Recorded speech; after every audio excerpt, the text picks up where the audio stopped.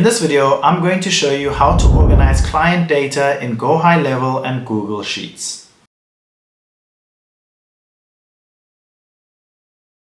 Start by creating a document in Google Sheets with a few columns such as name, email, phone number, status, and notes. Next, go into GoHighLevel and select Contacts. Then manually export your contacts, or you can automatically do this by using other applications like Make. So in the top right corner, select the three dots and then export. Then go back into your Google Sheets document and import your contacts. Then use the status column to track where your clients are in your process. To make this a little easier, select the entire column, then go to Insert and Dropdown. Now we have active client, completed, new client, and we can change the colors. Once we have completed this, then select Done. So now we can gauge where our clients are.